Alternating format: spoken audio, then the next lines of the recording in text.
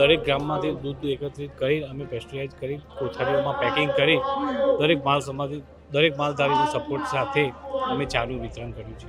આ કાર્યની અંદર અમે માલધારી સમાજ પૂર્ણપણે ટેકો આપીએ છીએ કે શિક્ષણ ક્ષેત્રે ઠાકોર સમાજમાં જાગૃતતાની જરૂર છે અને થવું જોઈએ. હા, ભેગા મળીને અમે ખભોથી ખભો મિલાવીને દરેક કાર્યમાં સાથે વહીએ છીએ.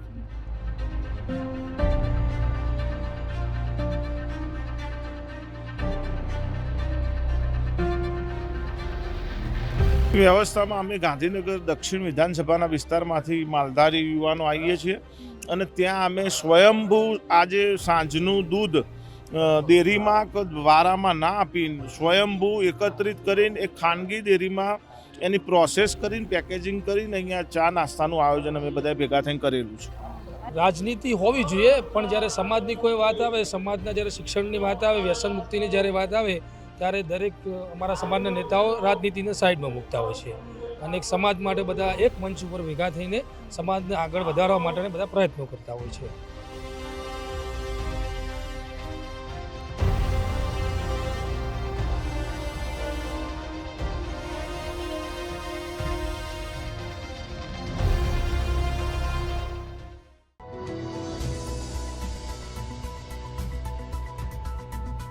ગાંધીનગરમાં અડધી રાત્રે અભ્યુદયનો કાર્યક્રમ અને ઠાકોર સમાજના લોકો ભેગા થયા છે. ઠાકોર સમાજના જ્યારે આટલા બધા લોકો ભેગા થયા હોય તો એમના માટે ચા પાણીની વ્યવસ્થા ને બધું પણ કરવું પડે.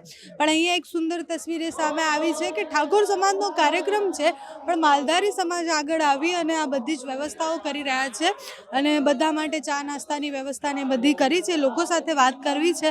શું નામ છે આપનું? મારું નામ છે વિજયસિંહ ઠાકોર. અને તમે બધા ક્યાંથી આવ્યા છો? મારું ગામ છે ડભોડા. અને માલધારી સમાજ સ્વયંભૂ આમાં જોડાયો છે? માલધારી સમાજના મારા મિત્ર છે ભાવેશભાઈ દેસાઈ, ડભોડાના વતની છે અને અમારા સમાજ જોડે બહુ ઘણા સમયથી સંકળાયેલા છે. અને જ્યારે પણ સમાજની કોઈ પણ બાબતની કોઈ ભગીરથ કાર્ય થતું હોય તો એમને સેવા, અગ્રિમ સેવા એમની હોય છે. આજે આટલા બધા લોકો ભેગા થવાના હતા એટલે અંદાજો હતો કે લાખ લોકો ભેગા થશે એવું, તો એની વ્યવસ્થાઓમાં તમે શું કર્યું? કેટલું દૂધ અને કેટલું વપરાયું અત્યારે? એની વ્યવસ્થામાં અમે ગાંધીનગર દક્ષિણ વિધાનસભાના વિસ્તારમાંથી માલધારી યુવાનો આવીએ છીએ અને ત્યાં અમે સ્વયંભૂ આજે સાંજનું દૂધ ડેરીમાં કે વારામાં ના આપીને સ્વયંભૂ એકત્રિત કરીને એક ખાનગી ડેરીમાં એની પ્રોસેસ કરીને પેકેજિંગ કરીને અહીંયા ચા નાસ્તાનું આયોજન અમે બધા ભેગા થઈને કરેલું છે.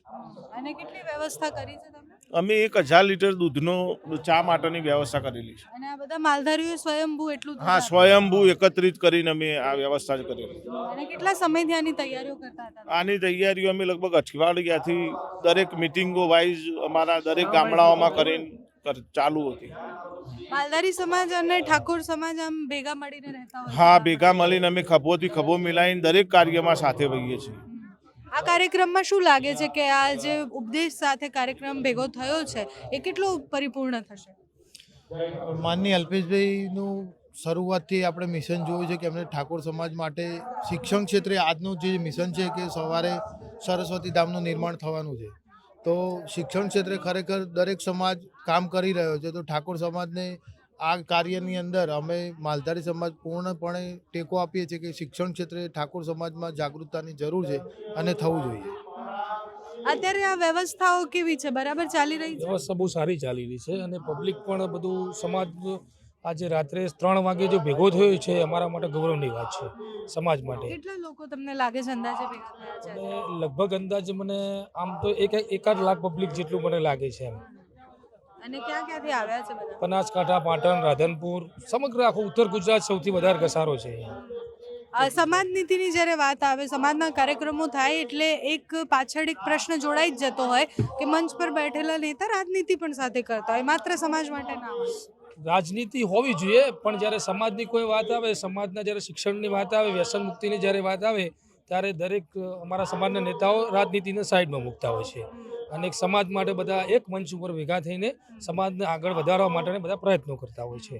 2027 પહેલા ઠાકોર સમાજનું શક્તિ પ્રદર્શન ગણી શકાય અને સમાજની શક્તિ બતાવવા માટે? સમાજની શક્તિ તો અમે છે જ, પણ રાજકીય પોલિટિકલ મને નથી લાગતું આજના દિવસ પૂરતું.